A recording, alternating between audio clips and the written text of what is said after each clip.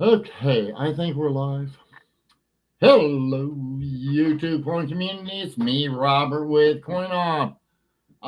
Everything got all messed up today, guys. So I hope I'm live. I don't even know if I'm live or not. Floor. Okay, Floor says I'm live. Good. Good to see everybody. Oh man, hello, Brian Hooper, Ronald Harris, Meanie. Good to see you, Meanie. 4CX. What the hey? Okay, welcome my computer formula. Six, I guess it is. Kevin Hawthorne. Hey, Kevin, long time no see. Good to see you, everyone and all. Hello, hello, hello. Okay, hello, everybody. Um, Guys, we got a lot of people having primary issues. I don't know who. I haven't seen B. Brad just got through talking with the pirate, and he's having camera issues. And the people that are supposed to be here to do the presentation, they're not. So, with that being said, there, I just had to fix my camera a little bit. With all that being said, I'm going to bring Brad out. I don't know what the hell for, but I'm going to at least bring him out. Hello, Brad. Hi.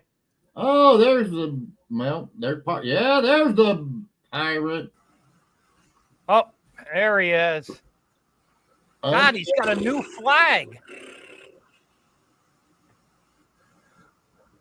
Hi, everybody.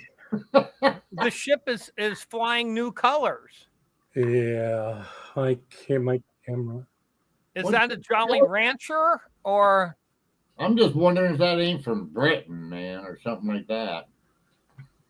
Oh, I love computers. Chinese warship. I can't tell if there's a slant on those eyes. No, instead of the Jolly Roger, David's flying the Jolly Rancher. Ah. Oh, hi, everybody. How you doing, David? I'm okay. We don't have B or Junior. We ain't got nobody right here. It's the terrible trio as of now. Okay. I guess B's not coming because she's supposed to give the presentation today. Right. Maybe she chickened out. Three Stooges. Blondie's not going to make it. So we got the Three Stooges, and I know where Curly is. Yep. Yeah, Curly, Shep, and Mo. I can I know which one is which. Oh gosh. This should make for a wonderful, guys. Our presenter for the 42 War Nickel, well, sort of kind of in here. So that's going to put just a little bit of a kink into the whole scenario. She'll come in late like she usually does. Putting the presentation kink in the program. That's all. I mean, I'd be happy to give you a solo and let you go at it, baby, if you want to. David, do you have the show listings for this week? That sounds like a no to me. What do you mean by? Oh yeah, I'm sorry, I can do that. The coin shows. Yeah. Yes. Wow. So, yeah. I wasn't talking about like the rock and roll convention or the come on, rock and roll Hall of Fame, baby. What the heck? Maybe you could give us the when the rumbles are going to happen at the Sturgis bike-in motorcycle. Yeah. Okay. Well, hi, folks. I have a list for you of the coin shows coming up this week. Believe it or not. Okay. Thank you to CoinZip for this this list. August 8th and 9th, Fresno Coin Show, Fresno, California. There you go, Frankie. August 8th and 9th, Comanche County Coin Club, Second Annual Coin Show, Lawton, Oklahoma. August 8th and 9th, First Annual Muskogee Coin Show, Muskogee, Oklahoma. August 8th and 9th, Houston Summer Coin Show, Houston, Texas. August 9th, Grand Rapids Area Coin Show, Granville, Michigan. August 9th, Colts Neck Coin, Currency and Stamp and Card Expo, Colts Neck, New Jersey. August 9th, Cleveland Coin Expo, Broadview Heights, Ohio. August 9th, Knoxville Coin and Currency Show, Knoxville, Tennessee. August 9th and 10th, Iredell Statesville Coin Club 30th Anniversary Show, Statesville, North Carolina. There you go, Soup. August 10th, Camelback Collectibles Coin Show, Phoenix, Arizona. August 10th, Orange Coin and Sports Card Show, Orange, Connecticut. August 10th, Second Sunday Coin Show, Melbourne, Florida. August 10th, Greater Atlanta Coin Show, Marietta, Georgia. August 10th, Suburban Coin Show, Countryside, Illinois. August 10th, the Greater Worcester Coin Show, Auburn, Massachusetts. August 10th, Royal Oak Coin and Collectibles Expo, Royal Oak, Michigan. August 10th, Detroit Area Coin Shows, Southfield, Michigan. August 10th, Melville Coin, Stamp and Collectible Show, Melville, New York. August 10th, ONR Coin Show, Pittsburgh, Pennsylvania. August 10th, Montgomery County Coin Show, Telford, Pennsylvania. August 10th, 71st Street Coin Show, Indianapolis, Indiana. August 10th, Burlington Coin Show, Burlington Township, New Jersey. And August 10th, Beaver Dam Club Coin Show, Beaver Dam, Wisconsin. And I'm going to share my screen here for a second. We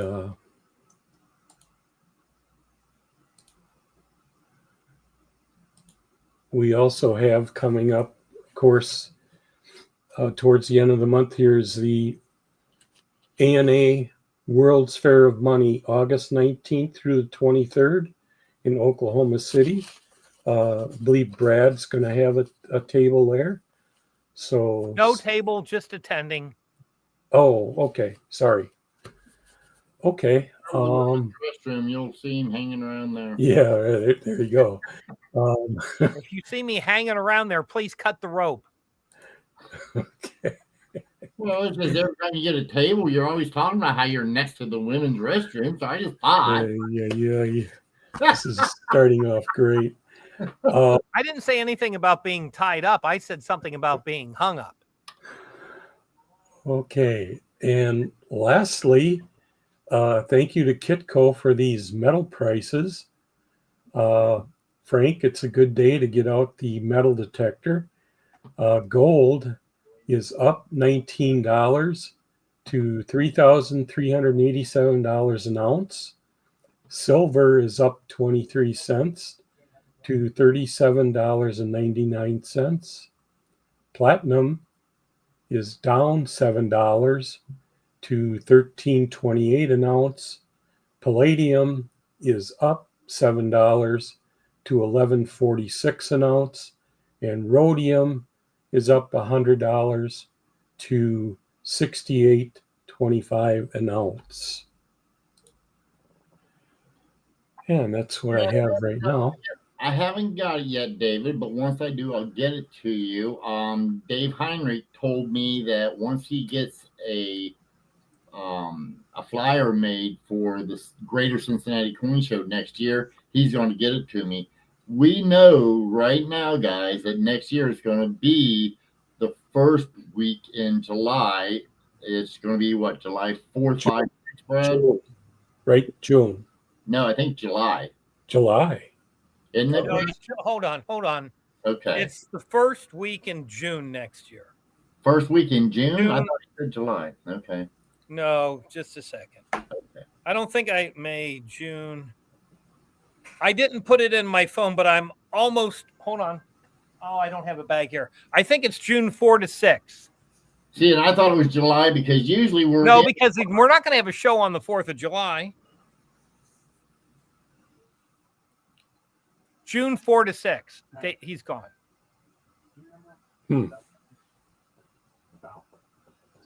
Look at your canvas bag, Robert. No, it's not going to be over the holiday. Yeah, I would doubt that. I think the aliens are taking over. Robert disappeared. He's left just you and I here to entertain these poor people for the next hour and 48 minutes. There you go. You guys, you got a chance. Run for the hills now. Brad, I have some news I'd like to share.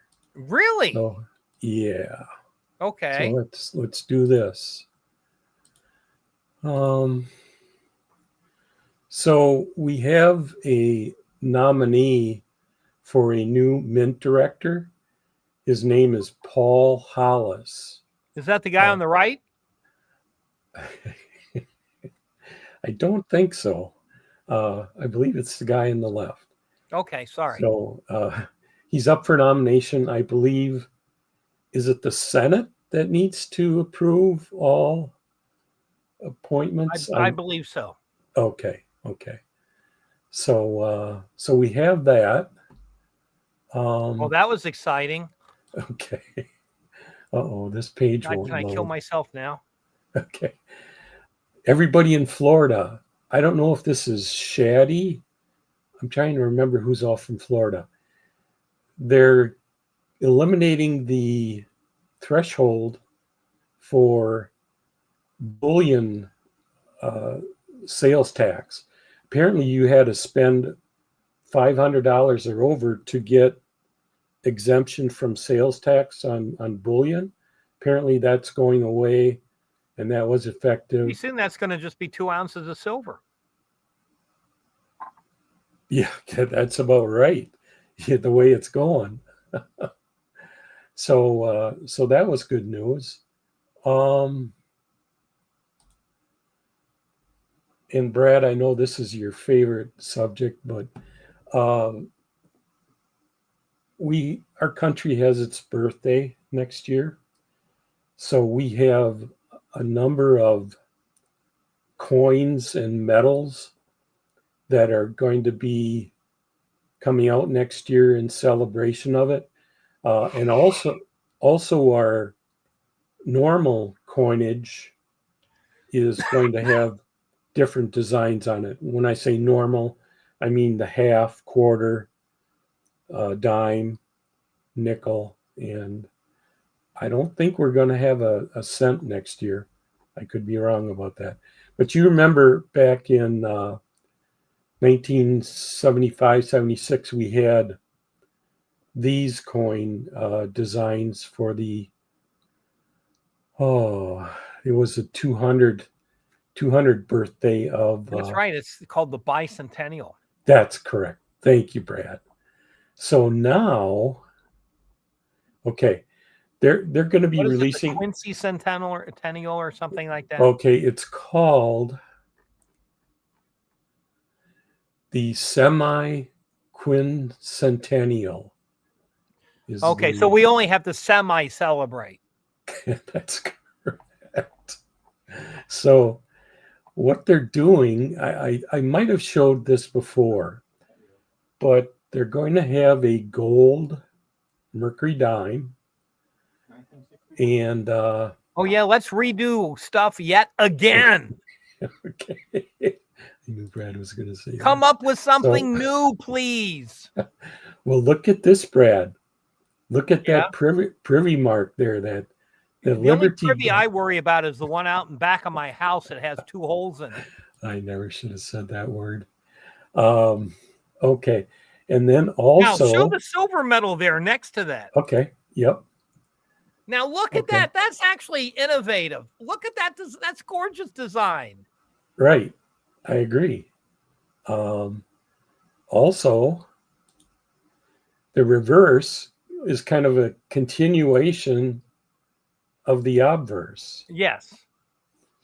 So interesting. And that not only But that's that, innovative. That's beautiful. That's different. That's new. Right. That's Right. something that we're not used to from our mint. And the silver is called a companion metal. It's not a coin. The mercury dime is actually going to be a coin. And then they told us this week that they're going to have also a standing, easy for me to say, standing Liberty gold coin. So, ooh, another repeat of a design. Yes. Got to really work hard to change the date on those. So, but to go along with that, we have again. Look at that! Wouldn't you want that as your coin? There you go.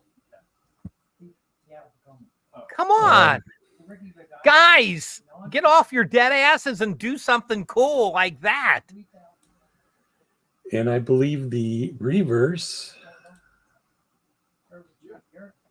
is a continuation. See, was the eagle? Where was the eagle? United was shut down. I don't know. Let's look at the reverse. Okay. We can figure it out. Did you hear for back up now? Okay, so here's the reverse. Mm-hmm. I believe now, it's. I'm not real happy about seeing an eagle's butt on the mic line metal. I'm sorry. I knew you were going to say that. You know, it's like somebody was out in the field taking a picture and they weren't quick enough to snap the picture. They only got the back half of the eagle as it flew by. At least the obverse of that metal is really cool. You know. Right. So that's how many really people what bought the overpriced Sacagawea gold coin? A lot. You know what? They sold out in a day and a half. Yeah. What was the Junior's the winner of the pool. I think it was 7,500. It's still ugly. And there's ugly back. Just right on cue. Yeah. Oh, that's okay, Brad. I love you too.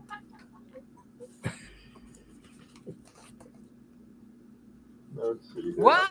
No, I haven't started. I'm making fun of the mint. Come on, that's like that's like an entry level kind of insult. Anybody can make fun of the mint.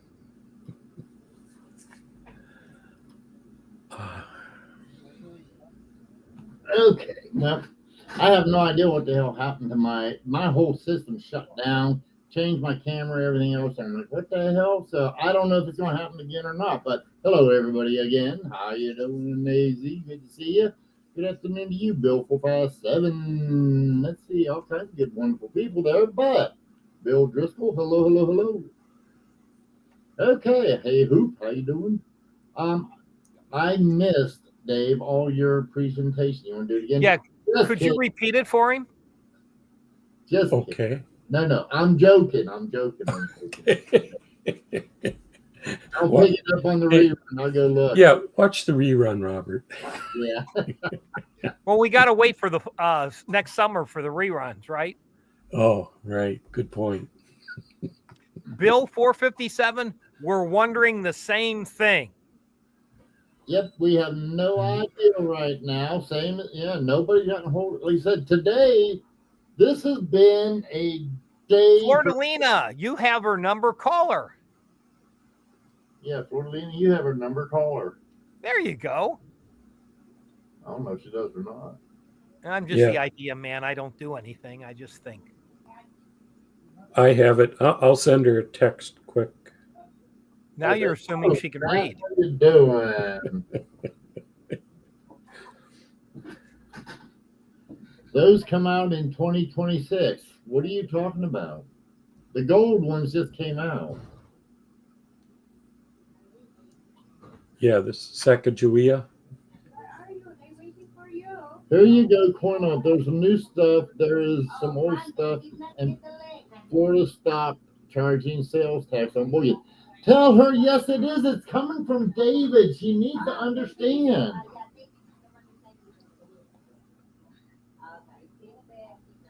Oh, she was looking for you, Robert, instead of me. I know. Everyone's going to have to realize that. Okay. Yeah, I knew it was coming from David, and I tried to log in, and then I had to wait forever for somebody, and then I called Robert. He let me in. So yeah, because David wasn't here either. And I'm like, right. I took and literally, guys, my excuse is real simple. My the pharmacy and all that, they've been screwing up my medication. That's why you've been acting that way? For a month. Yeah, okay. I mean, it's for cholesterol, but if that's the way cholesterol makes you act whenever you ain't got it right, okay. But they've done it for like a month, and I mean, no offense, I lost one leg. I don't want to lose another one. So I've been on their ass about it, and finally I come to find out that apparently somebody was trying to use Humana insurance as opposed to Humana Medicare, yeah. Because I have Humana on my Medicare program for the prescription. So do I. Well, and they took them what it was, David. They were just trying to go through Humana without the prescription. You know what I'm saying? Yep. So, and she told me I had literally, I ain't going into it because we'll be here forever. I've been on the phone all morning with them. But supposedly, I'm shocked I haven't gotten a phone call. Supposedly it's supposed to be ready within an hour. Hey, Lisa.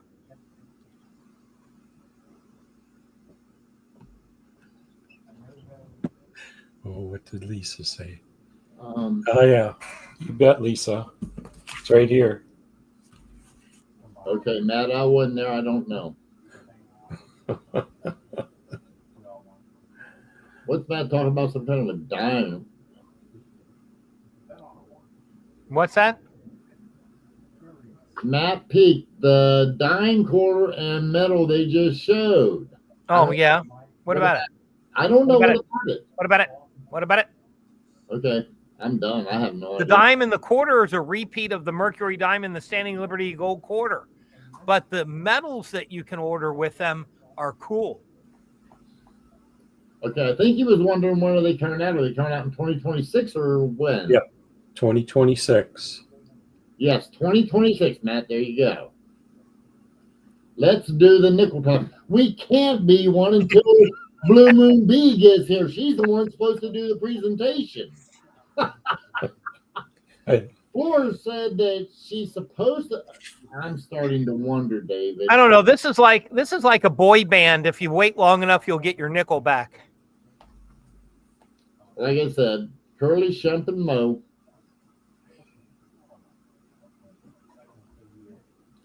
Let me see. I'm gonna try David. Let's see here. There's that. Okay. Invite guest. I'm gonna just in case, David. Oh, okay. I know what you're doing. Yes, that's exactly what. Oh, is that blue? Yes, it is. Yep. Okay, then I'm gonna hit for Nick. There it is.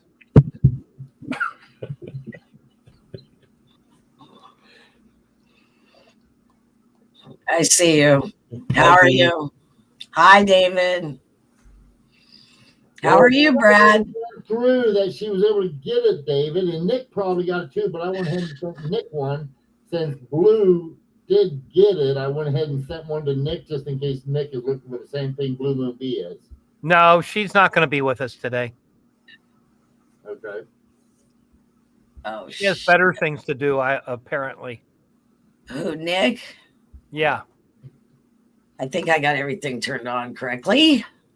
No, I'm not B1. Yeah, read Ronald Harris's note to you there, Blue. I know, Ronald.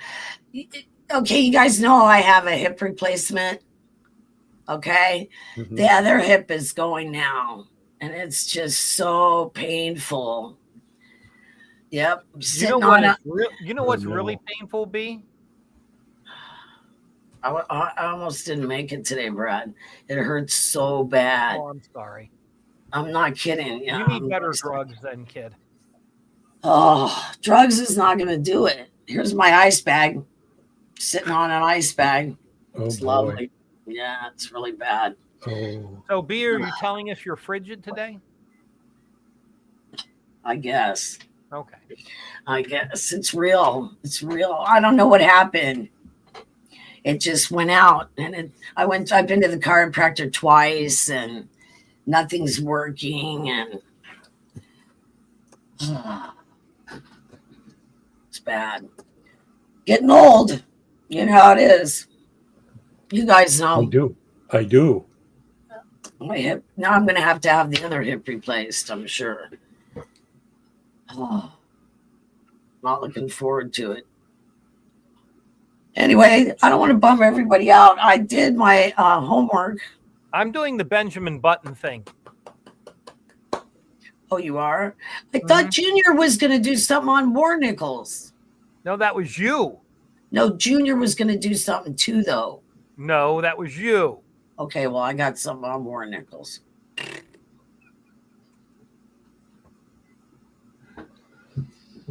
No, I thought he was going to do something.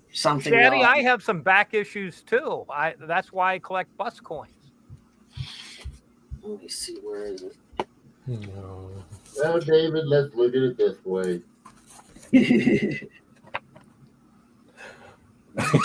you know how it is. I think I'm just going to mute myself and wait and watch it happen. B, are you going to start your presentation now, please? Yeah, let me turn the fan on in here. Hang on a second, it's hot. It's hot. You know, if some people would plan ahead, we'd all be better off.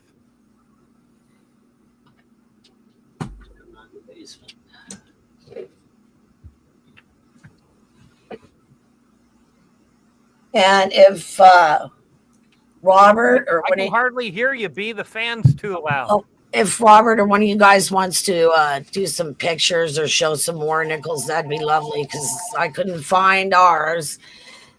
Oh, it's been rough, but I have my segment ready. So, okay, whenever you guys are ready, you want me to start? Okay. Today we're diving into a small but fascinating chapter in U.S. coinage, the war nickel. These nickels were minted from mid-1942 to 1945 during the height of the World War II, and they hold a story that goes beyond their face value. First off, why were these nickels created? Well, during World War II, the U.S. needed to conserve key materials for the war effort, and nickel, the metal, was one of them. It was critical for producing armor-plated weapons, so the U.S. Mint had to improvise. Enter the war nickel. Instead of using the usual 75% copper and 25% nickel composition, these coins were made of 35% silver, 56% copper, and 9% manganese. Yes, real silver in a 5-cent piece. That alone gives them a built-in value above face value today, especially with silver prices where they are. But here's the kicker. To help people and businesses identify these silver nickels quickly, the Mint added a large mint mark above the Monticello's dome on the reverse for the first time ever. Philadelphia's mint mark, a big P, appeared on the U.S. coin. And Denver and San Francisco used their usual DNS. Now, why was the U.S. involved in the war in the first place? After trying to stay neutral during the early years, everything changed with the attack on Pearl Harbor in December 1941. The next day, the U.S. declared war on Japan, and soon after on Germany and Italy. It was a global conflict, and America became a central force in turning the tide. So these war nickels are more than just metal and numbers. They're symbols of sacrifice, strategy, and adaptation. And today they're sought after not just for their silver content, but for the story they carry of a nation at war, shifting gears in every possible way, even down to its pocket change. Now, I have some Q&A if you guys like to do that. Some question and answers. Sure. Okay. So, like I said before I wrap it up, I've got a few questions for you coin enthusiasts out there. You can think about them, shout out the answers, or drop the answer in the chat. Okay, so what years were U.S. war nickels produced? And I just told you guys. Right. 42 through 45. There you go. Okay, let me see if I have it. Okay. What precious metal replaced nickel in these coins? I told you that too. Silver. Silver war nickels were made of 35% silver along with copper and manganese. What unusual feature appears above Monticello on war nickels? An eagle taking a dump on the dome. Well, there's a big P above it. A large mint mark, P for Philadelphia, D for Denver, and S for San Francisco, right above the Monticello. Okay. D for What? dump. B. Question. B. Yes. Can I ask a question? Yes. And I know you're pronouncing it right, but when Robert showed the reverse of that coin, okay, it's pronounced Monticello, correct? Is it Monticello or Monticello? Well, that's the way it's spelled. I don't know which is correct. I've always said Monticello. I don't know. Okay. Yeah. What do you guys say? What about you, Brad? What about you, Robert? Cello like Jello. Okay. All right. All right. Cello, yeah. Okay. So sometimes I get in a hurry and I call it Monticello, even though I know that's incorrect. I have been known to say it, B. Just I don't know. For some reason, it's easier to say that than Monticello. Isn't it? Yeah. Right. Right. That's my excuse. I mean, yeah, potato, you know. Okay. Caribbean. Okay. Why was nickel considered so important during World War II? Because they needed it for the war effort. Because nickel was used in the production of military equipment like tanks and armor plating.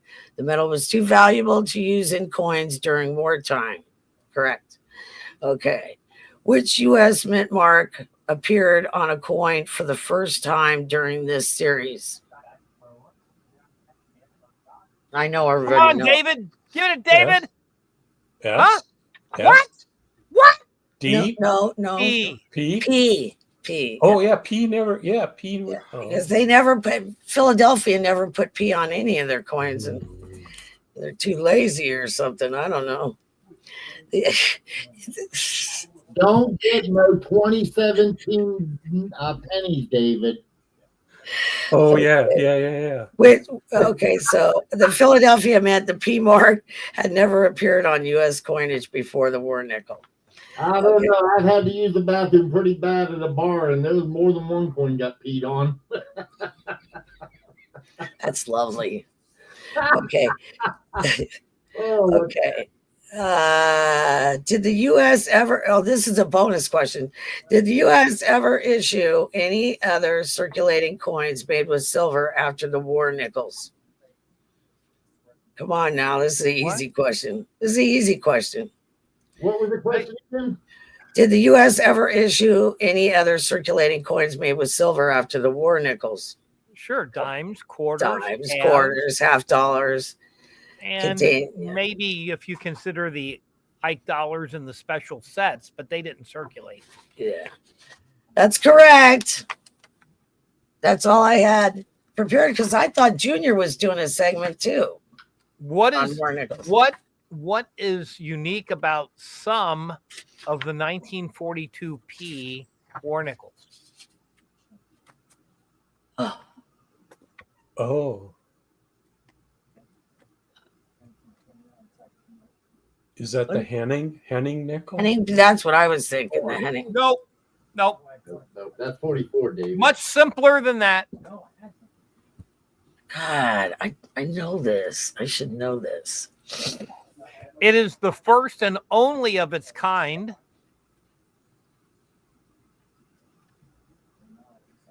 I don't. No, Karen, not the double I. Much simpler than that. Double I came out in 43, by the way. It is a transitional year, Matthew, but that's not what I'm looking for. Yeah, see, I don't Yes, know. Brian, I'm a clown. Thank you. Hi, everybody, by the No, way. it's not a double die. It's not because it's round. Not because of steps, Flordelina. You need to take more steps. You're only up to a couple of thousand today. That's why mine hurts, is from walking my hip. All that walking at the airport. You should have gotten one of the disabled scooters. I know, I'm going to next time. Not the summer, not silver, Bill. Rainbow proof. It's the first and only proof war nickel. What? That's good to know. They only did one proof war nickel, 42p. I thought I heard that when I was. They didn't do proof sets in 43, 4, 5, 6, 7, 8, or 9. Yeah. Thanks, Brad. No, I'm glad to know that. Proof set from 42. Yeah. I owned a couple. I can't believe how cheap some of those 42 proof nickels The are. neat thing about that is you can own a 42 nickel as well as a 42 silver nickel. And I can't find any of them, and I have a whole bunch of them. And I can't find any of them. I have a question for everybody tuning in today. I've prepared a quiz for next week, and I did 25 questions. Okay. I want to know if people think that if that's too much. Should it be 20 or 25? I think it's fun. Ollie, I'm not going to ask only 3 questions. Okay, now shut up. If you want to have 20, press and type in 1. If you want 25, press and type in 2. Okay, thank you, Robert. Yeah, that way we can get some kind of consensus. 3 is not an option, Polly Boo. Oh, he wants me to do 50 questions. Oh, is that it? 1.5. 22 and a half. Everybody's a comedian. Now we're tied at 1s and 2s now. All right. I may. Hi, Otis. Hi, Doug. Hi, Polly. Right. I'll have to edit out. Thanks, Flordelina. Hi, Shaddy. Oh, I didn't. I gotta look at it. 1s are overruling it. Yeah, that's okay. Just saying. Well, after I did it, I'm like, was this going to take too long? Or people going to lose interest? Well, just remember, I'm going to give away a prize. If you do 20, then you'll have 5 questions for next week's or next time we do the quiz. If I know Paulie, I'll be changing subjects. Thank you.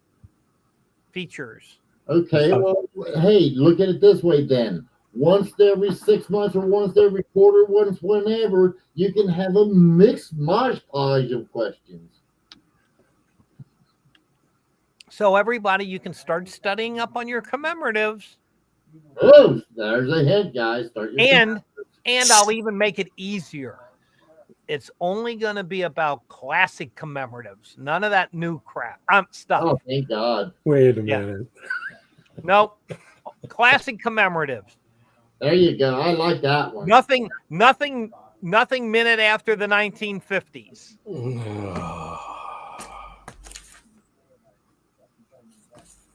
Question: a roll of cents before 82 weighs 3.11 grams times 50.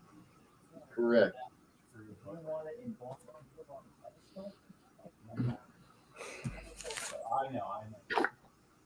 No, that's not BS, David. It's 3.11 grams times 50. What's that's the BS answer to the question. Is there's plenty of coins that were minted, commemorative coins after 1950s. Yes, but none of them are important. They are not the subject of my quiz. Maybe someday I'll do a modern commemorative coin quiz. There you go. But that's not for tomorrow or next week. Okay. Classic only. I'll let you leave early. Yeah, Florida-Lena. We're going to school you. Okay, just a second. Somebody. Right on, Florlina. 3.11 times 50. So a roll of copper cents in new condition weighs 155.5 grams. What I just said. What is the question? Read. Oh, I'm sorry. That's right. You can't read. Ranch, that could be that your scale isn't accurate enough or calibrated well enough, but they do weigh 3.11 grams. And if it only weighs 3.1 grams, you're still within the tolerance that could adjust, and that would be fine. I believe you're allowed a 3%, 3 to 5% of the weight tolerance, I believe is what it is, that the mint permits. That's what I just, is my mic not on? We can hear you, Robert. Okay.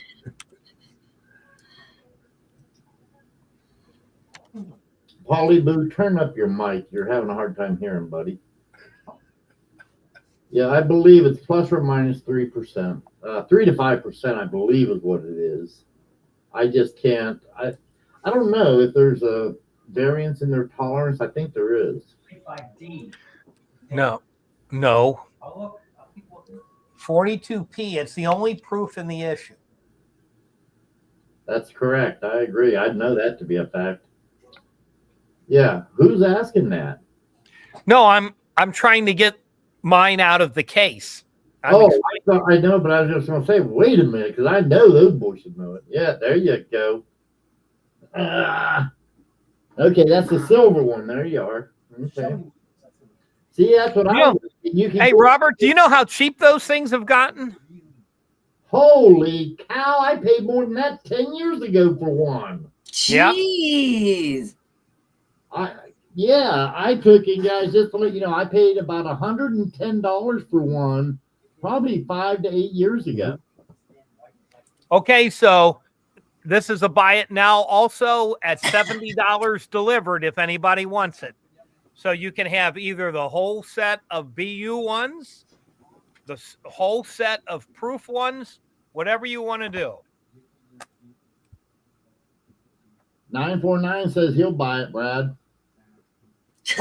On which one, 949?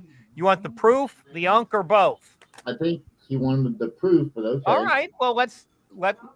No, I'm just saying. I think because he. I think so, but I want to be sure in case somebody else wants the uncirculated. Bill is 70, but I think 949 already got it. B1. Okay, B1 asked earlier, so he wants the set. 949. All right, 949. You've got the proof. B1 asked earlier about the set. He has the set. So I'll put my email in the comment. It is. That's what they said. How much with both? Oh, well, never mind. I ain't getting in the middle of it yourself. Okay. Well, there we go. So send me your mailing information, and I will put those in the mail later this week or early next week to you. Bob Smith wants to ask a question. Go ahead. Go right on ahead, Bob. You're welcome to ask any question you'd like. We'll try and answer it.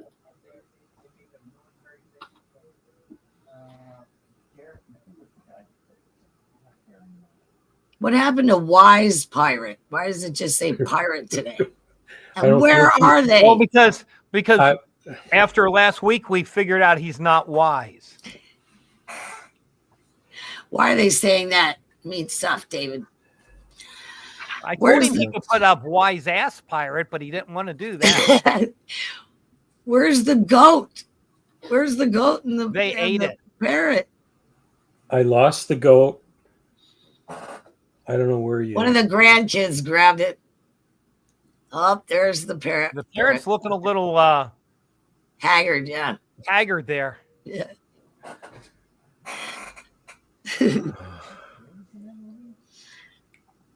I was just wondering. Just curious. Hey, Brad, how many of these did you order? Let's see if I can show this. I'm sure you ordered a bunch of these. You ain't got it, huh? Today. Yeah, it's not it. Right, Brad? Nice. 0. Come on, Brad. Yeah. Doesn't matter if you're asking what I ordered from the mint this year. Really? Yeah, me too. Oh my gosh. Okay. Me too. I'm with you, Brad. There you go, Brad. Okay, is there any authenticity issues you should check for? You should always check because the Chinese are doing everything. So if you're buying it from a reputable dealer, that should be good enough. If you don't have a machine at home to put it on and test it yourself, you're going to have to take the word of whoever you're buying it from. But I can't remember seeing a counterfeit one. That doesn't mean they're not out there, but I just don't remember because they're just gold value.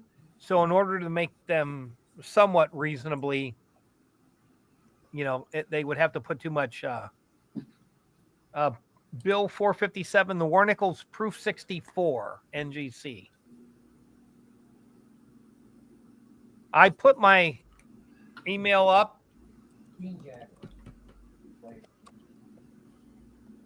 There it is again. I don't know what it is. There it is. Okay.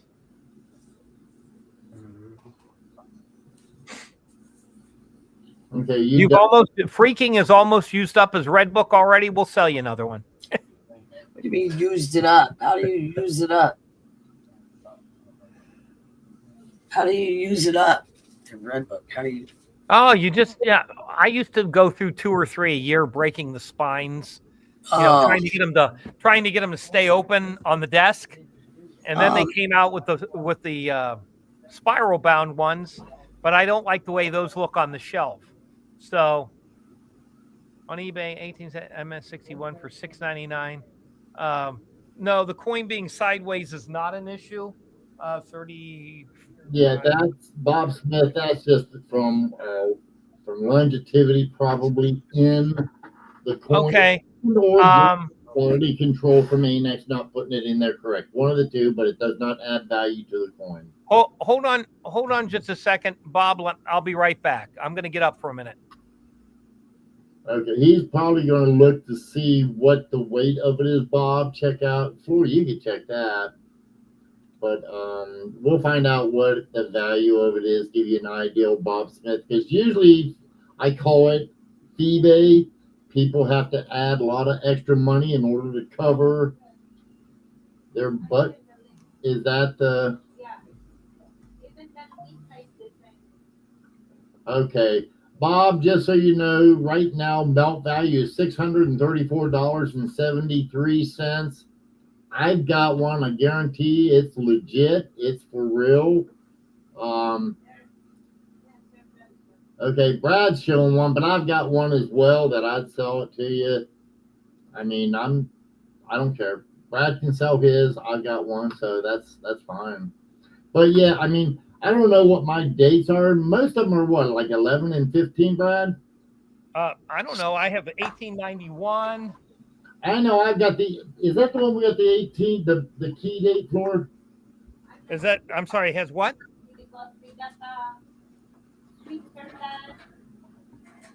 Let's see here. I'm looking to see.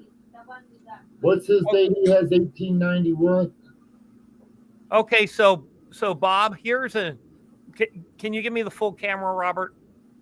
Yeah, hold on a second. Or Dave, whoever.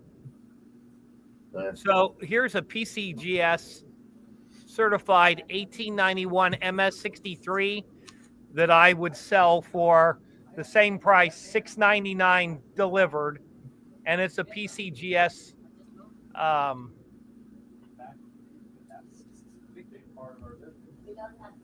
So up to you. I'm sure if it's certified by ANAX, I'm sure it's a good piece, no problem at all. So, but a MS63 is a higher grade Bob Smith. So honestly, the PCGS has better, more clout. Let's put it that way than ANAX. Even though I agree with Brad, they're both good. okay, Bill 457. That's a sovereign. Sovereign's way more than the 20 liras and 20 francs, so they cost a bit more. Yeah, Bob Smith, Brad has a coin shop. Actually, he's got 3 coin shops in the Cincinnati area. He's a good friend of mine. He's a, what is it, PNG?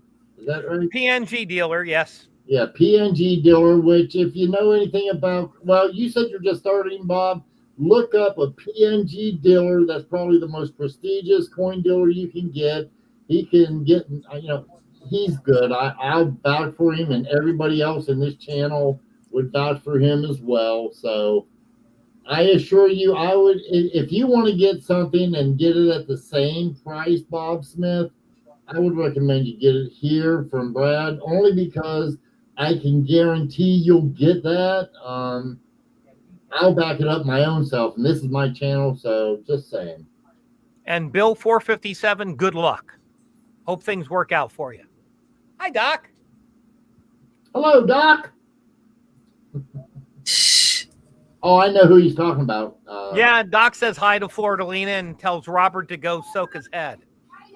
Yeah, Floor said hi back. That's right, Ronald. Brad would only sell you a legit coin. Well, now, there are exceptions, Robert. Yeah. What? But I'll tell you up front. Well, when he said a legit coin, I think, I don't know. I don't care. I ain't your salesman.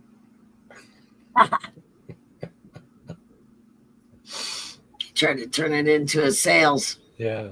Henning. There you go, Shaddy. I just got this from my collection, Robert. I can't see it.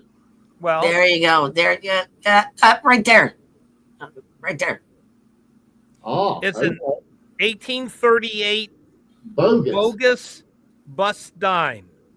It was a contemporary counterfeit made in the 1830s, 1840s to fool merchants.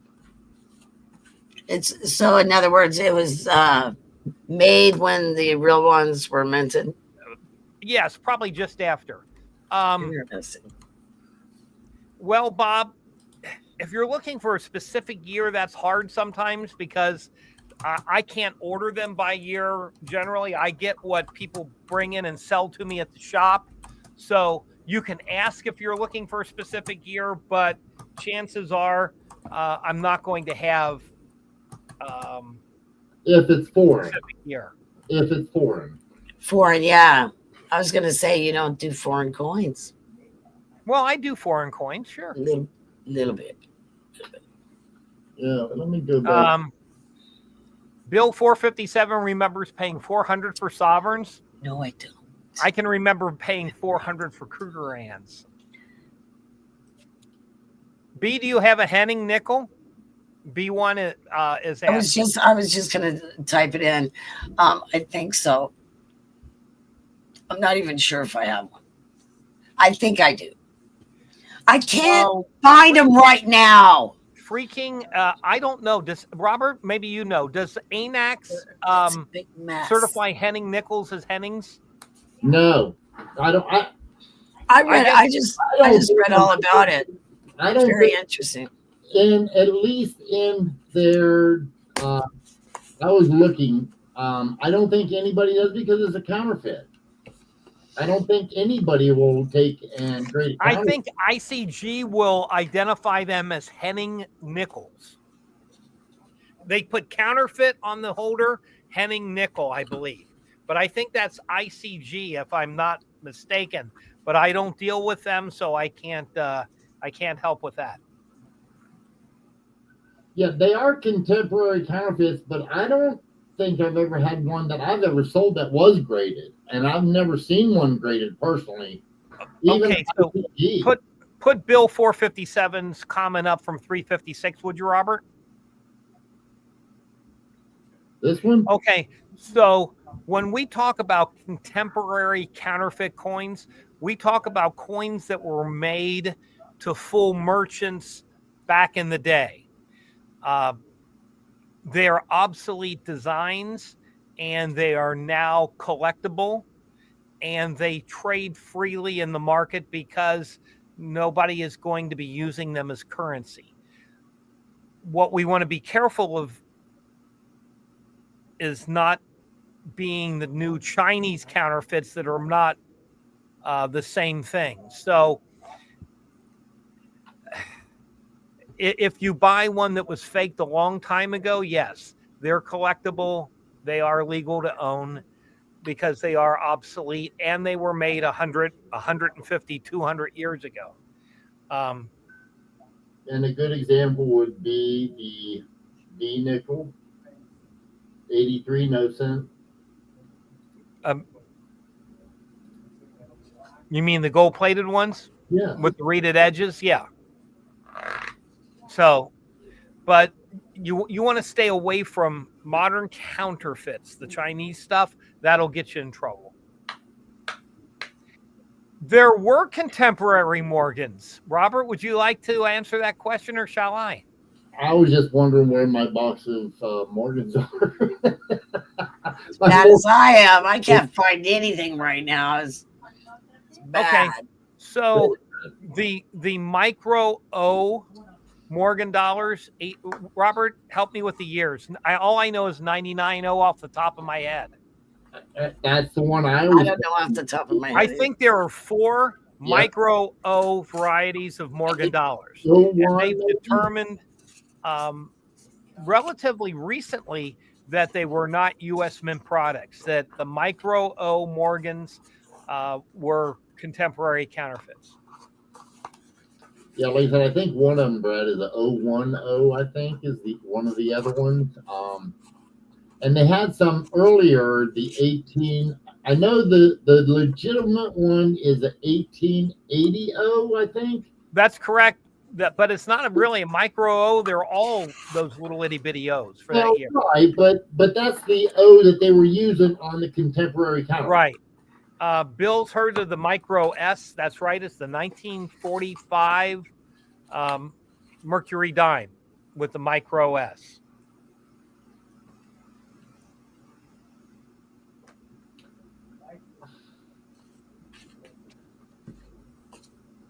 So, Robert, we're about an hour in. Would we like to do a little BS? Sure. I can't wait for some BS. If we don't get into some BS, I'll tell you what, the pirate's going to go to sleep. Well, I was getting ready for the show today, and here we go, guys. I may have found the biggest case of BS ever on YouTube. It's at realcoins-M5U. Whatever you do, don't pay any attention to what they have to say, because they are talking about a $999 million cent. Nice. Nice. Okay, but they never quite get to telling you about that one, but they make a lot of other lies. Okay? Well, they can tell you that you can retire if you find the very expensive, now here's the key word, dirty USA black penny. It's worth $1 million. Oh, it's worth $1 million because they have AI who is from some third world country doing it. They show a pile of pocket change. I have better sense in my cash register right now. Then they tell you the 1999 $11 million coin $11 million is how they put it. It's more AI bullshit. They're holding a 1999 circulated cent, and the guy's wearing a pair of winter gloves because he couldn't afford a pair of regular cotton gloves. So he just went in the closet and got out his winter wear for this one. They talk about the wide AM cents. Okay. It's the proof reverse, right? That wasn't prepared as a proof. Only a few exist. And an MS-68 red sold in a private auction for $11 million. Now, if we had one sell for $11 million, don't you think the regular numismatic press would pick up on that? Yeah. $1 million. All right. The PCGS, the highest graded is a 67 red. There are 8 in the census, and they list for $1,800. NGC, highest grade, 67 red, and they've graded 12 of them. So there's at least 20 67 reds out there that you can get for a little less than $11 million each. But here's the key. They get more and more valuable if you get one with multiple errors. So they tell you to look for the wide AM with the double die obverse and the double die reverse. Nice. They're unknown. And that makes it $1 million coin or millions of dollars coin. 5 to 11 million if you find multiple errors on one coin. Well, the double dies for that coin don't exist. Plus the fact, even if you did find one that did exist and it was the discovery coin, I doubt we're getting 5 to 11 million for it. They do tell you that most 1999 cents are only worth 1 cent. And that was the only truth that I heard come out of AI's mouth on this website in the time that I was listening to it. Now, there's 27 minutes of bullshit. I could only make it through about 8 before I wanted to kill myself. I was going to say 2 minutes. Yeah, well, because as soon as they finished with the 99, they started to tell me about the rare 1981 Lincoln cents that are worth nearly $14 million, but I gave up. I couldn't. Wow. I'm a zillionaire. My ears were bleeding. You know, my eyes rolled back into my head, and the top of my head just exploded. So I had to quit. So that's the bullshit of the week.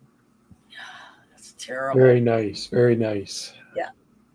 What was it called again? What was what called? At Real Coins dash M5U. Okay. All righty then. It's on YouTube. I just put in numismatics on YouTube, and I started scrolling until I found something that really amazed me that somebody could be that damn stupid.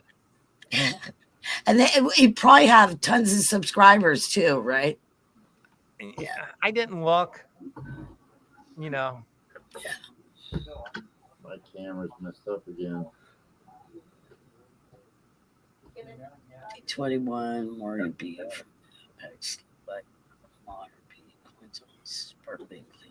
My camera's messed up again. Sorry, guys. Oh, that's okay. Yep. That's a much better picture than looking at you. That's fine.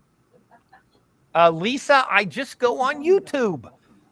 If you go on YouTube and type in numismatics, you get more BS than you can handle. Oh, yeah. And type in coins. Oh, my God. Everything comes up. Just type in coins. It's worse. God, they wouldn't grade my class. All right. What's going on with freaking Awesome's question, too? That's really weird. They won't grade his Bye, coins. Doc. I don't know. Look like modern BU coins, sparkling and clean. If there's grayish black smudges and clear black line, it's not. That's what I was reading. Bob, okay. All right, Bob, you're just getting started. So what you have to do, I don't know. Yeah. Are you near a big enough city to have a real coin dealer in it? If so, go in and look at some inventory, ask questions. I get people to come in here and I show them good coins, and I usually have some bad slab coins around, and that I show people and I tell them don't buy things that look like this. Yeah. So you probably, all right. It's Atmax is tough. a very legitimate company as far as you're not going to get anything counterfeit from them, but it's a big company. And when they give you a hand selected item, that somebody in the shipping room reaches up on the shelf and hand selects the next one on the stack. Okay. They're not looking at the coin. They're not looking at the coin with you in mind to give you a good deal or a fair deal. They're big, they're top heavy, and you pay for the right to shop from your couch. Yeah. So I would tell you the best thing to do is stick with either NGC, PCGS, or CACG graded coins. Now, even at that, oh, okay. All right.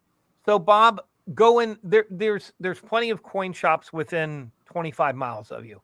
Go into a few of them, ask some questions, look around, talk to the people there until you find somebody who's willing to speak with you like a real human being, and get an idea of what a good coin looks like and what a bad coin looks like. And there are good coins and bad coins in every type of holder and every grade. So you do have to be careful because graders change, standards have changed over the years. Sometimes they just make bold mistakes. So most of the time, the mail order companies end up with the mistake coins because they put out a sight unseen buy. And so dealers like myself will gather up all of our ugly coins and ship them off for that offer because we don't want to sell the ugly coins to our customers. So that's why mail order isn't always the best place to get coins. No. I'm not saying all mail order is bad. Don't get me wrong. I've seen great coins come from Atmax. I've seen bad coins come from Atmax. Not counterfeit, but bad quality for what people pay. But every coin, everything I see come from Atmax is a little overpriced, in my opinion, from what you can actually get it for at shops. So there you go, Ronald. Join tomorrow night. Robert and Florida-Lena have an auction. Yeah. Robert will answer questions about the coins. He doesn't sell bad coins in the auction, or if he does, he'll tell you this isn't, up to snuff. He's very straightforward about what he has. If you want specific things like, here, I bought a group of MS 63 and 64 NGC graded Morgans the other day. They're nice white coins. I have things like that around the shop all the time, as will most of the shops in the Jersey area. Go in and ask them to show you 10 MS63 Morgans. Line them all up on the counter and look at it and in your mind say, number 3's the best and number 7's the worst. Then ask the dealer that question. Which is the best one here and which is the worst one here and why? If you find somebody that's willing to do that for you and talk to you about it, you found a dealer who's going to be straight with you and he's going to be fair with you. He's not going to necessarily be as cheap as some of the online places, but you're going to be getting a better coin. So it's always better to spend 10 or 15% more and get a better coin than getting the bargain coin that isn't really nice, that when you go to sell it, nobody's going to want to buy it. So be careful with that.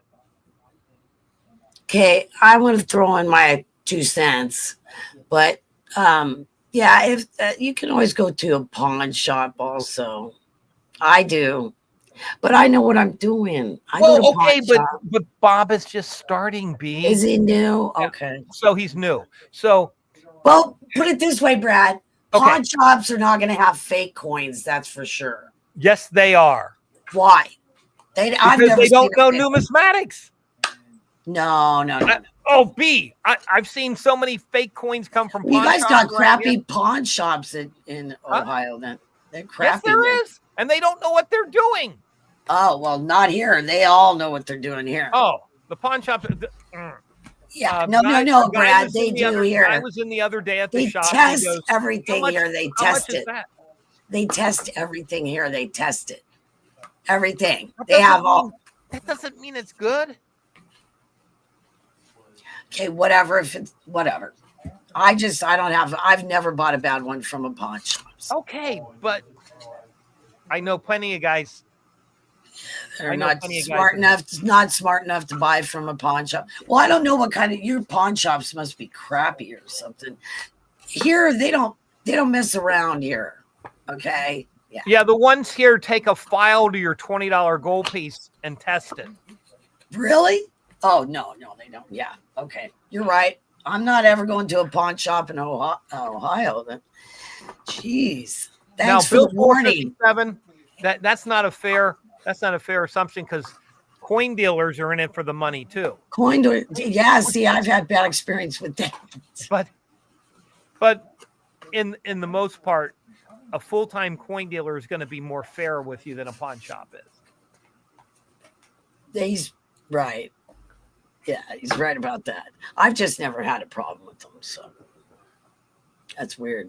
I just got a few of them not they too long offer ago. half of what I do and sell for twice what I do. Yeah, they do that too. They'll sell it for more. But usually you can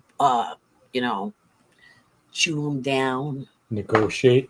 Yeah. Sometimes you can't negotiate enough. I do.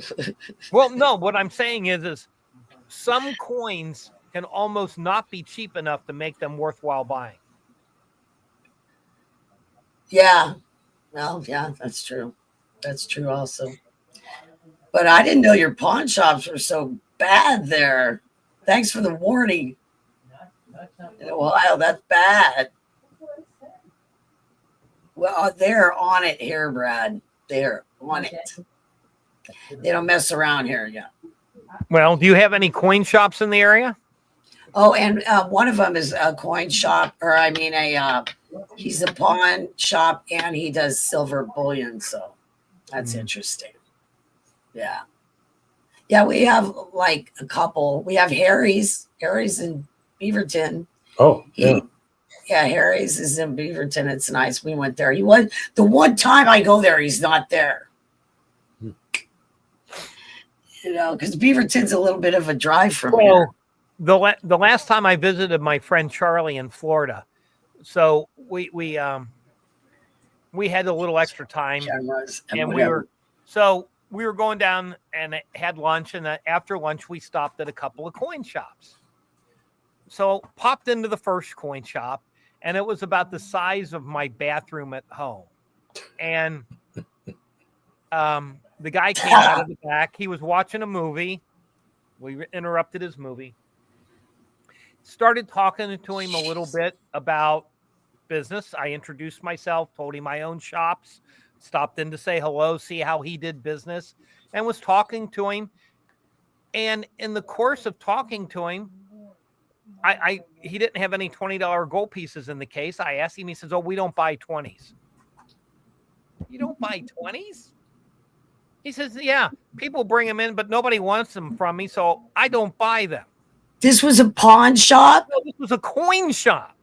Oh, that's 20? That's even worse. Wow. Can't you just I'm like, I can't fathom the fact that he doesn't buy 20s because he doesn't have enough customers for them. Well, you pay $100 less and ship them to somebody. But as I was talking to him about that, my business partner calls me and says, "Hey, I just sold 15 20s. Can you call and order 15 for me. So I'm ordering 15 20s on the phone while I'm talking to a guy who hasn't bought 15 20s in the last year. Wow. Okay, so we go across the street to the big coin shop across the street. So I walk in and there's a younger guy there. And I say, what's the neatest gold coin you have in the store? Okay. He goes in the back and he comes out with $20 modern 3-piece gold proof sets, Statue of Liberty sets. And I'm like, that's wow. He says, look at these. They're perfect. I says, yeah, I bought 20 of them last week. I broke them out of the capsules and sent them to the smelter. Wow. This was in Ohio? Oh, no, this was in Florida.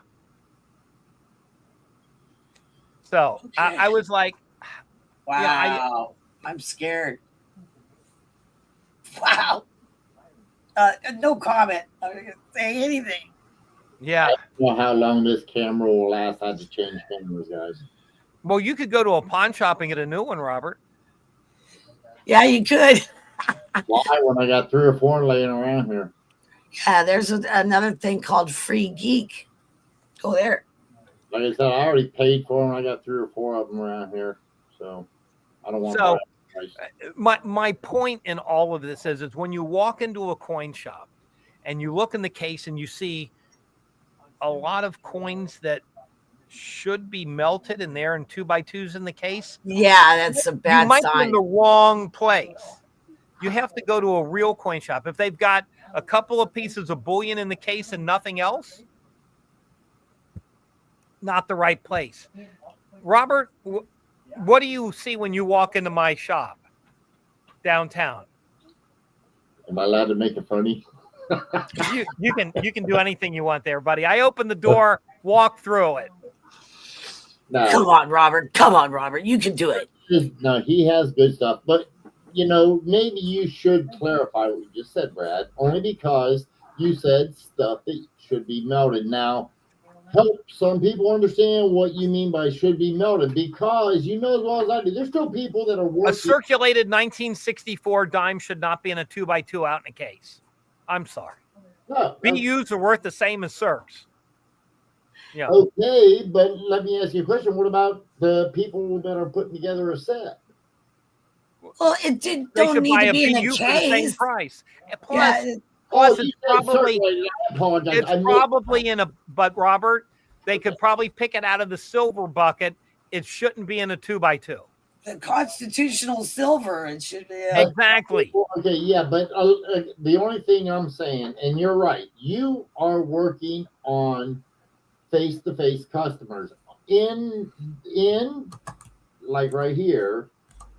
You know what you? I mean, granted, you just sold what you sold, but if somebody here needed a 64, let's say a 64D Roosevelt dime, I mean, you would sell it to them. Right. I would go in the back and I would get one out of a tube and give it to them. It wouldn't be mounted up out in my display case. Exactly. Granted on that, yes. Okay. But what I was looking for, Robert, when you walk into my shop, the first thing you see is my library. I was about to say, yeah, the thing that always impressed me was exactly the library. That's the one thing. And now let me back up a second, guys, because here's another thing. There's 2 other stores that he's got. Now that's his downtown. You go to Florence and or Anderson, and the first thing you're going to see or you're going to notice, besides the coins, is that they have coin supplies, which is sort of kind of important if you ask me. But with that coin supplies, there are going to be many, many reference books. So, but all of that is important. But the primary downtown store, he's got one hell of a library that, I'll be honest, people will tell you now I can find everything I need to know on the internet. Yeah, Not necessarily. Right. So I tell people every day, there's a lot of misinformation on the internet. But if you get a book, that is vetted information. The author is not going to put their name on something that is going to get them ridiculed. The editor is not going to edit something and put out bad information. So if you're picking up a numismatic book, it's been vetted by a number of sources before it's put on the shelf, assuming it's not a print to order book that Joe Blow puts out on his own. So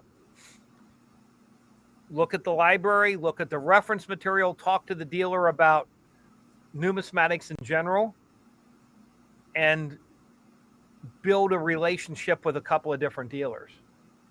I agree. Yeah, I agree. You should get to know your local coin Bob dealer. Smith, yes. I am sending some pre-33 gold to be melted. Anything damaged, anything polished, anything cleaned, and anything like 5 libs up through XF, 10 libs up through XF, common dates. That's all they're worth right now. So, yeah, there's a bit of that getting melted now.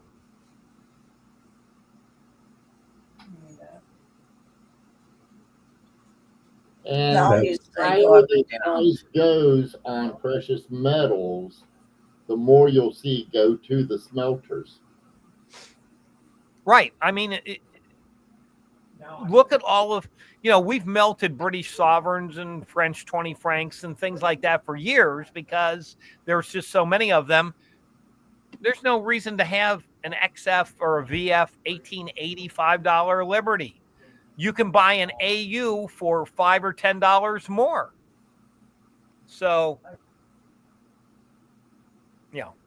Yeah, it's like we were talking about that one time. It depends on what type you're going Frank, to collect. I'll send you all of the $3 Indian princesses that I decide to melt.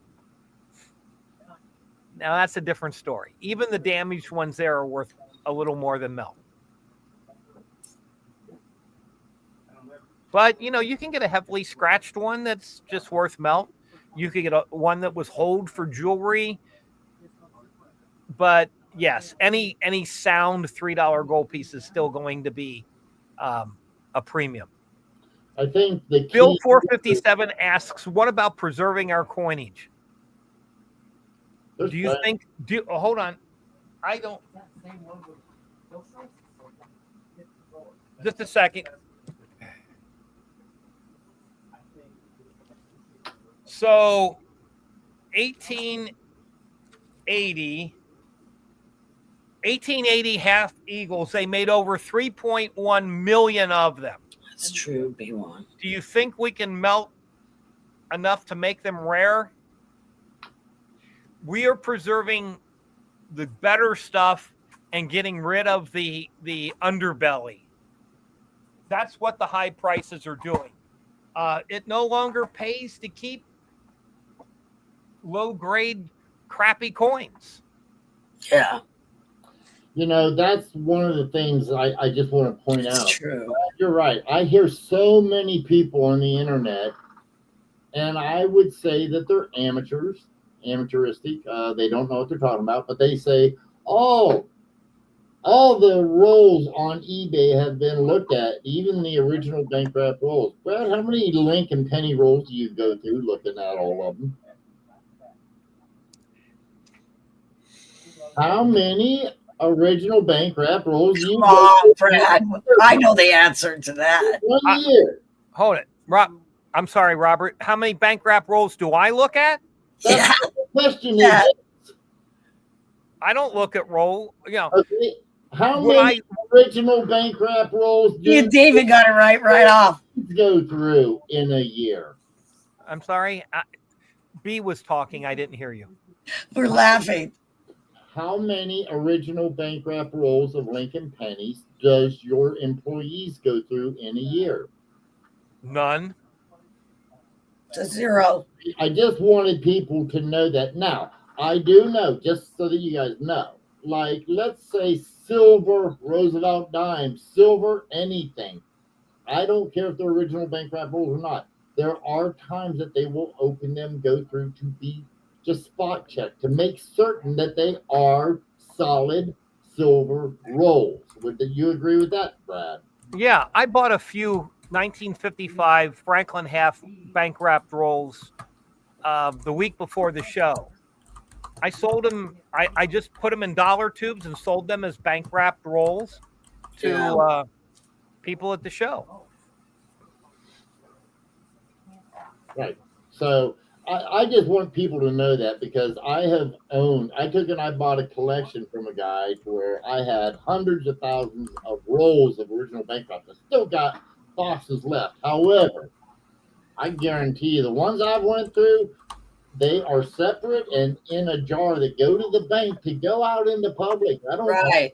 And I know for a fact there's varieties in there. It's just they're not Steve Stanton, which is the cherry picker's guide. It's not that variety, and I just let them go. In fact, my son wants to start looking through coins. I said, "Here, you can take them and look at them." Yeah, go So, start here. For someone like Robert and I, it's different. There's a risk reward system in place. My time is worth more than looking for minor double dies that I might be able to get $10 or $15 for instead of 2 or 3. I let Robert look through those. He takes them, he sells them for me, and we have a relationship there. So I'm not going to do it. I'm busier doing other things. Like Robert's going to come into the shop tomorrow probably, because I have a little bag of 90% that hasn't been looked through for double dies and repunched mint marks and things. And he'll look at that and see if there's anything in it. But they play with coins. I'm not going to do that. They just play with them for a little while.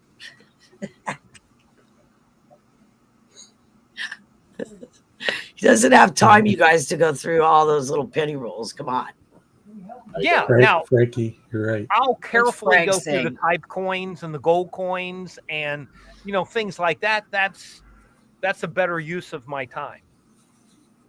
That's right, I'm still looking for that $999 million cent, Shaddy. You're right. Thank you. That's funny. Shaddy, he's looking. Get him, you guys. Get him.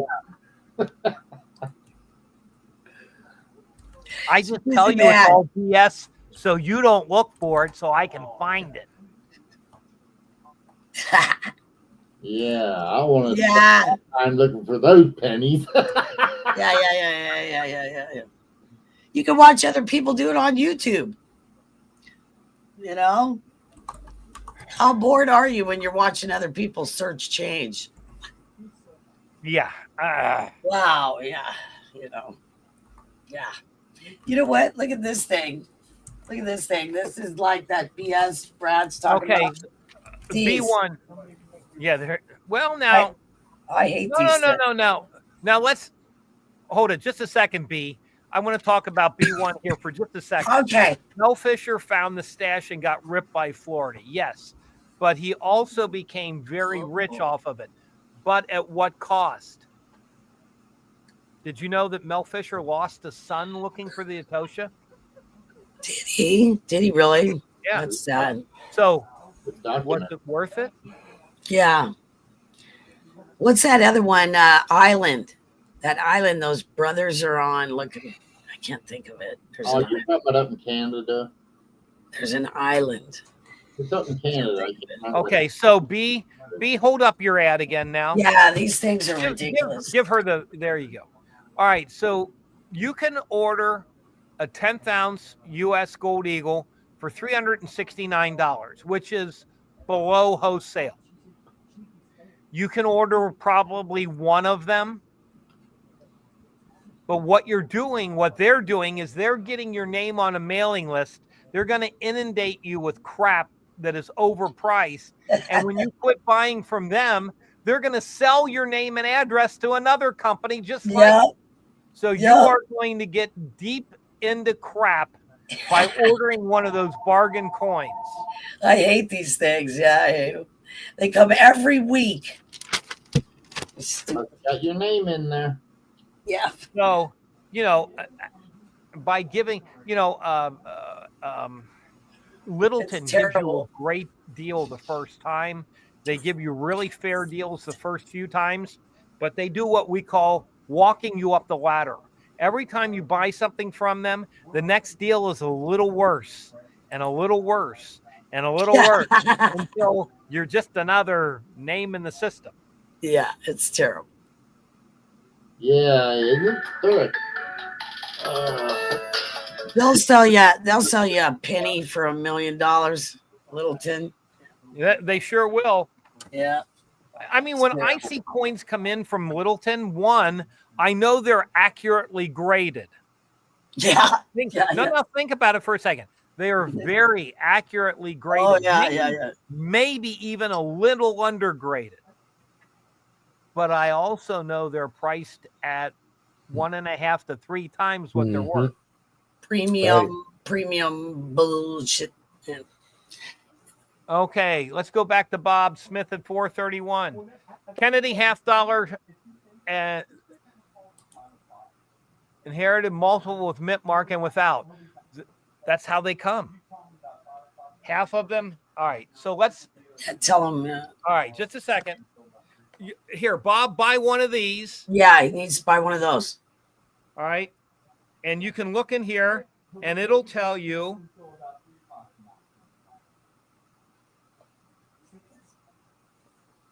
that in 1976, the bicentennial, no mint mark, they made 234 million.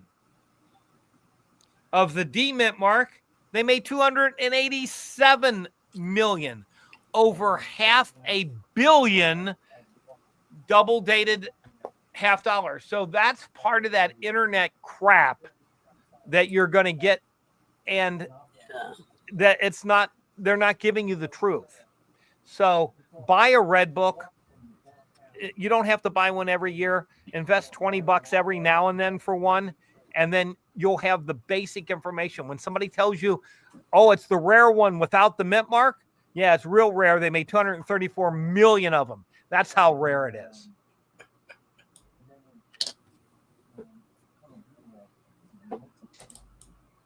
They actually made the bicentennial quarters, $50 and dollars for 2 years, because you'll notice there are no 1975 quarters, $50 or dollars. And they made the bicentennial coins for 2 years so everybody would have some and they would circulate. They didn't want to make just some of them and have them hoarded.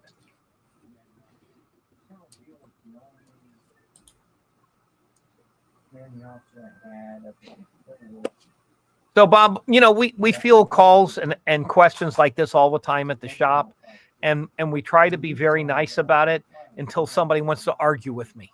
Well, you know, after I tell them they made 234 million of them, they say, well, but how about the ones with the errors? Well, there aren't any with double dies except, well, Robert will tell you there is one, I think a D, but you got to look closely. The errors they're talking about don't exist. Striking errors, now that's another thing. You can get something double struck.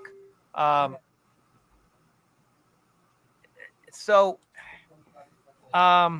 know, there are striking errors that can be very rare, but they look totally different. They're not round. They're not the same size. They mush out.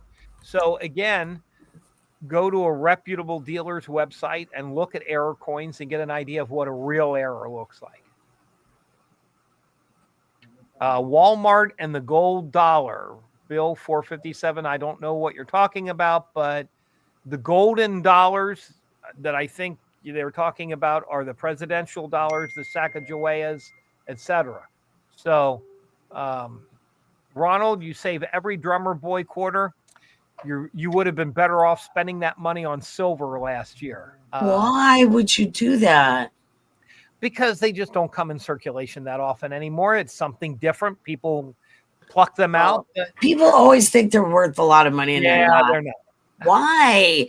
I mean, it's just a circulated coin. You know, it's just they were made in 76 for the bicentennial, you guys. That's it. So, you know, I spent a $2 bill at the gas station this morning, and the woman was grabbing her wallet and taking all excited. All excited. She said, I saved these for my great-grandson. Okay. You know, you can go to the bank and get as many as you want. You can go to the bank and get straps of them. I do. I get a strap every now and then, and I give them out as tips and spend them and do different, But anyway,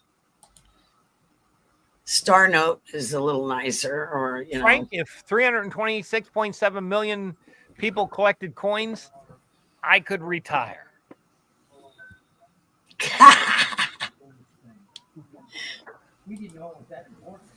Walmart 1 million in gold dollars. Right. When you say the gold dollars, let's put gold in quotations because they're in gold perspective. Colored. They're gold colored. They're not gold. They're not gold. Circulation.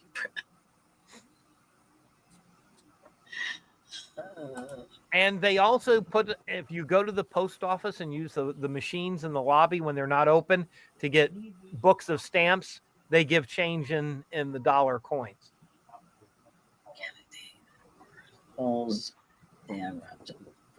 Yeah, you can get, if somebody brings in rolls of $50 to the bank, there are probably going to be some good ones in there because they don't know what's going on. You usually get NFCs, not for circulation. You get those, and I've done it. I've done a half roll hunt. Yeah. You used to find Benjamins and walking ladies, but not really anymore. God, B, you're old. I know. I remember that was cool, Brad, when you'd find a walking lady, it's like, woo. Oh. Sorry, Robert. Okay, Robert. Sorry. Oh, Robert's going to leave us? Yeah, he's got a family emergency, he said. So, all right. We'll catch up. With problems right now. Sorry, Robert. I hope it's not anything really bad. There are things that come up that are more important than coins. I know there's very few, but there are some. Yes, freaking, we all send our best wishes. Folks don't call me anymore. The $2 bills are nice if they're the U.S. note or something like that. I have a couple of those with the red seal, the U.S. notes. I have some of those. Yeah, but if you always have some twos, yeah. When you tip in the dark, they look like 20s. I could say something. I'm not going to say nothing. I'll be right back. I have examples for you. I'll be right back. I think B's going to get a poll. I think so too.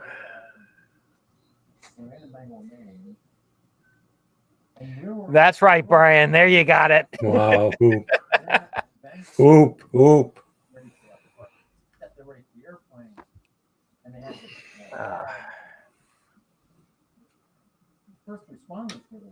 It would be nice to come out with some new design of something.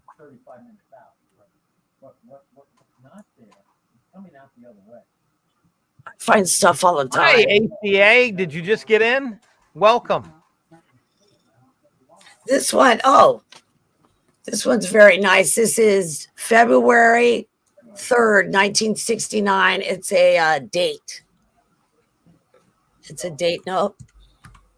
Let me see. Can you guys see that? Yes. It's a date note. So if anybody wants it, contact me. So it'd be February 3rd. It's a date, and it's really nice, Brad. It's been folded, but it's very nice. Yeah.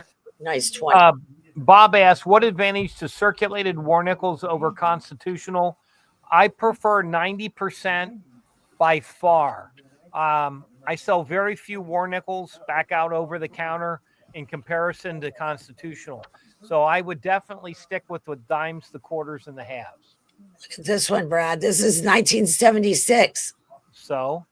I just found it yesterday or the day before. That's pretty good. It's in circulation. Here's a couple of star notes that are in succession. They're both star notes, and they're in the serial numbers are in succession, 39 and 40. I just found them. So next time you show something, I'm going to go, so. My sows are better than your sows. I just found these too. 1987 D. Look at that. It's Brett. Look at that. In circulation. And this is a 2009 in circulation. Look at that. Lincoln. So it's an addiction. I've been doing it for a long time. I can't stop. I can't stop doing it. Yeah, you didn't find that in circulation. Bill, I don't know how many war nickels in an ounce of silver. War nickels weigh 5 grams each, but that's gross weight. I don't know what the net weight of silver in a war nickel is. Yeah, off the top of your head, I don't either. Yeah, I don't know either. I should know. I was just doing it. It's pretty rare to find 2 silver quarters in a coin jar, unless Grandpa put them there. Yeah, because everybody pulls them out. Yep. That's it. Okay.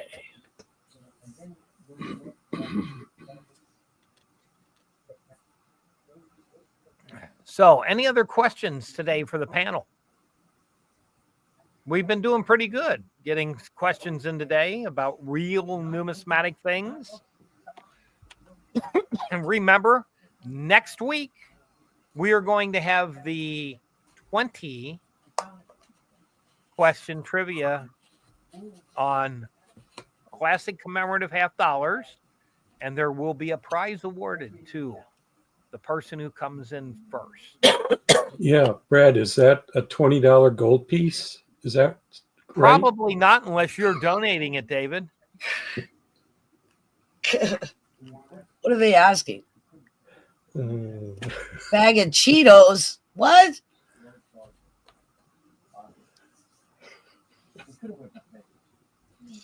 Paper or plastic? Well, yeah, you should keep a little bit of money on the side in case something good comes in at work. Yes.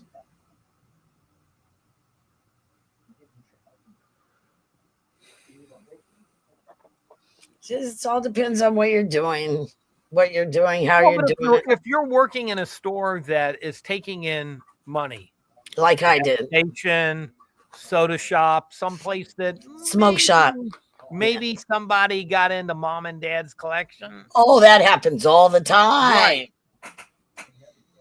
You go, where'd you get that? And they're like, I just found it. Yeah, sure you did. Okay. Somebody's gonna get mad. I'm sorry, Fiji Ops, a 65 quarter with double. I have no idea what that is. We would have to see an image of that. Bill 457 got a 10th ounce of platinum in today. Did you find that in circulation?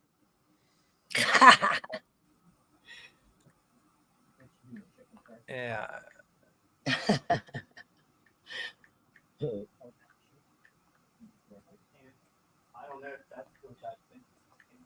are they talking about? Okay. Okay, so 18 war nickels to make an ounce of silver. That doesn't make sense because war nickels are wholesaling at about $1.25 a piece. So that wouldn't add up. Oh, the 10th ounce Britannia. Those are gorgeous. They look even better in 1 ounce sizes. Yeah, they want to find the what is it? The war nickels that were what does it say? Genuine pieces of other wartime dates struck in nickel in error are known to exist. That's what you want to find. Good luck. Good luck. Weigh all your 1965 quarters. With There all you go. your- Kevin's answered our question. War nickel has 0.061729 Yeah. ounce of silver. Thanks, Kevin. How you doing, by the way? Good to see you. Yeah. Even if we don't see you, it's good to see you.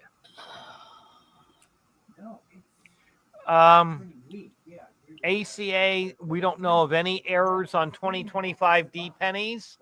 Maybe you should save a few rolls, though, because it might be the last one. Yeah, it might be. I think it is 2025. Mm-hmm.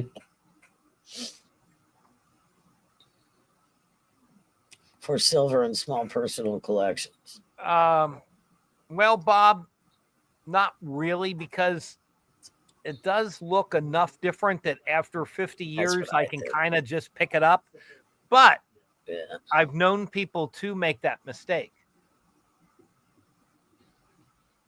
So Makes a different sound. Have platinum, if you do have palladium, mark it clearly so that if you aren't around anymore, somebody else can figure it out easily. It is heavier, but sometimes if it's in a holder, you don't quite get the weight.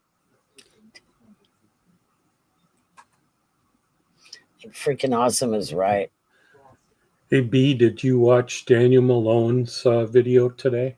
Not today, but I was watching him the other day. He took in a box of what he thought was all world coins.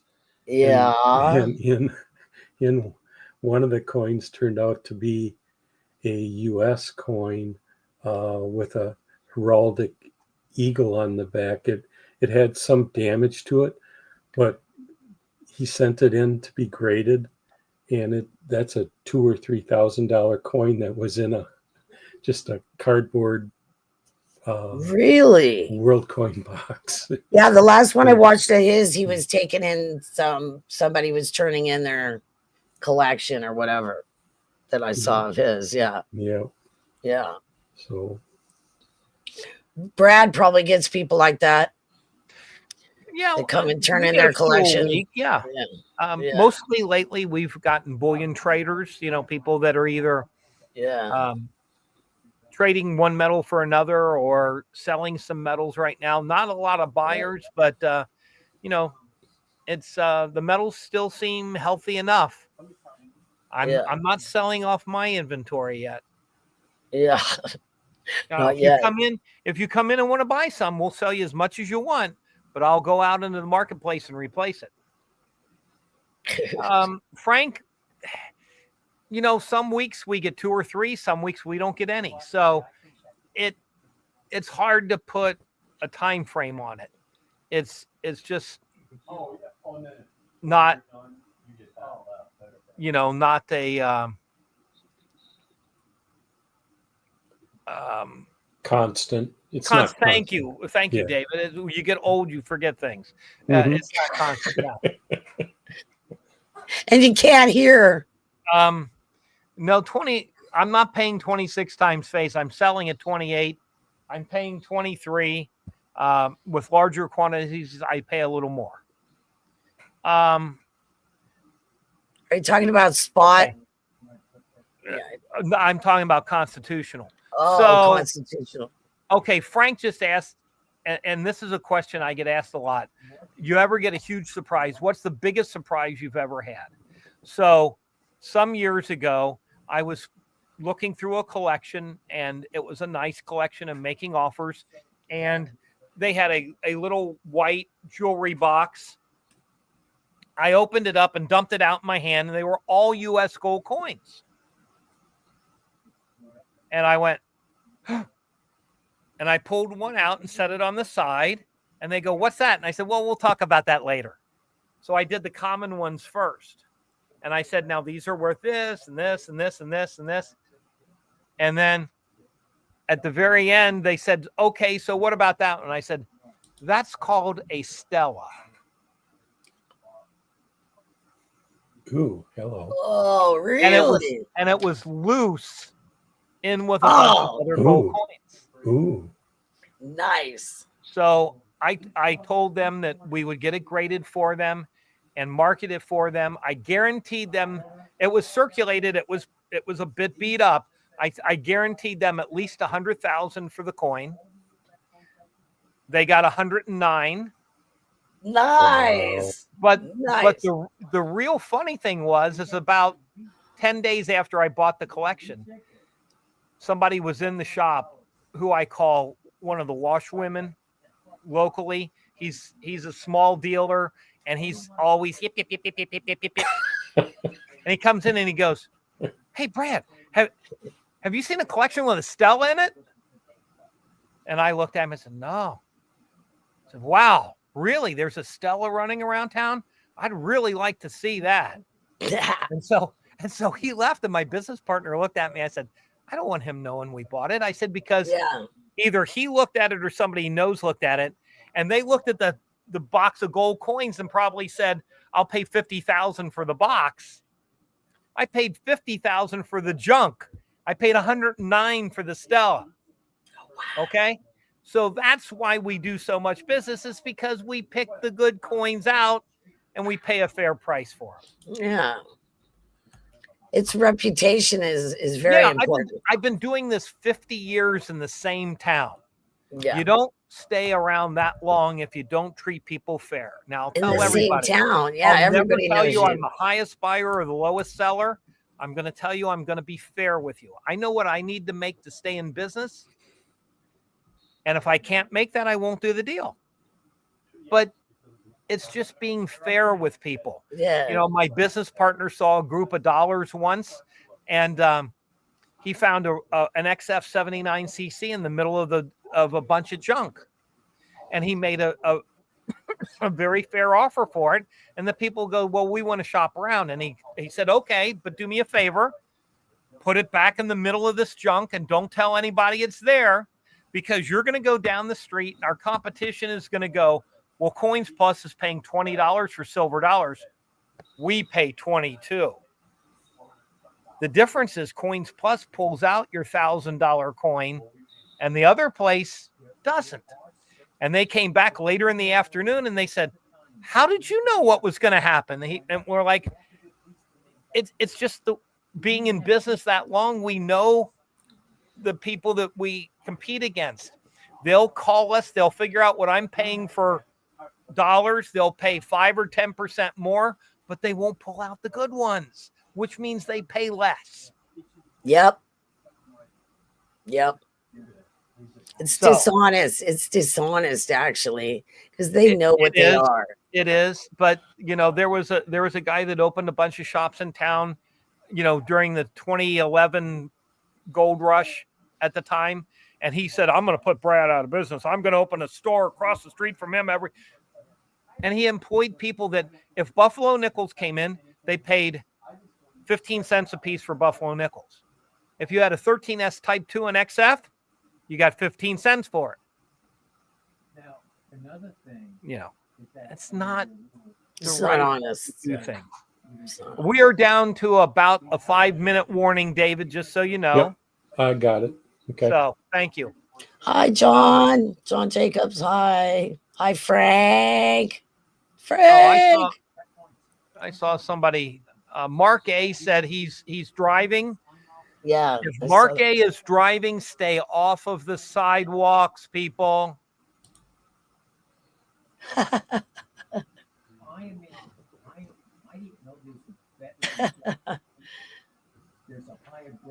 the bell. I don't have your email. Okay, there's Mark A. Okay. All righty. Yeah, he's I've been in the car with him. He drives okay. Well, Bill 457, if you're ever passing through, get in touch first. I'll let you know where I'm going to be, and we'll have lunch as well as look at coins. But if you're ever looking for anything in particular, anybody out there, they can send Robert a note. They can send me a note. We'll check our inventory. We'll look around and we'll see what we can do. You know, we are in business to buy and sell coins, and that's how we that's how we make a living. So exactly. You know, we'll be glad to help you out. I can tell you how reasonable I am. Mark A, even he didn't this year. Mark A didn't buy a coin from me this year. Cheap guy. But, He was trying to sell his own. Remember? I have sold him coins in the past. So if Mark A buys coins, they got to be priced right. Bill, these are from Brad. Yes, Ooh, sir. yeah, Yes, sir. that's a Yes, pretty sir. proof set. Show one up close. Grab the $50 out of there or something and put it up in front. Bill, I can use it. Take a credit card on things that are not bullion related, or bullion related Nice. things are 3% surcharge. It looks like okay, right there, David, right there. Yeah. It looks like that's a proof 1941. walker. Yeah, nice. Yep. David bought a nice sporty one proof set from me earlier this year. So I'll put my personal email address in one more time. If you're looking for something or I can help out, let me know.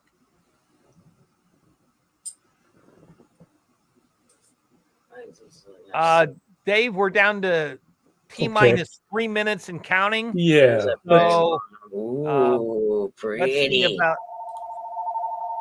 You want to go to B? B, you want to show it, and then you can. Oh no! I was just showing it. It's just a pretty coin, and I got it out of a constitutional bag. You never know what you're going to get. Anyway, I want to say good night, everyone, and thanks for coming.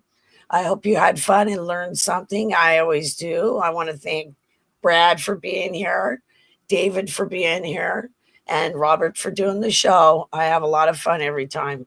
Take care, everyone. Have a great weekend. We love you. Bye. Bye, everybody. Thanks for coming in. We wish Robert and his family the best. And David, thank you for hosting and taking care of things, you and the parrot. And B, thank you for being B. We know what we're going to get with you, baby. All right. And set your alarm clock for next week so you're not 24 minutes late. Okay, kiddo? All right. Love you guys. Thanks for coming. We'll see you next week. Remember the trivia contest next week on Classic Commems. And if there's any other topic that you would like us to cover, send us a note or let us know during the show, and we'll try to schedule it in. One of the ideas we have for a couple of weeks down the road is talking about other things we collect besides coins. We've done it before. We've got some new people here, and maybe we can talk about some of the weird things that that we accumulate besides coins. So have a great week, everybody. And David, off to you. Thanks, everybody, for being here today. B, thank you for your War Nickel presentation. That was very good. Brad, as usual, thank you for all your wisdom. You're a walking coin encyclopedia. Robert and Floor, thinking about you. Hope everything turns out okay there. And everyone else, have a good weekend and take care. Don't forget, tomorrow night at 7 p.m. Eastern is Robert and Floor's coin auction. So please be there if you can. Thanks, everybody. Bye.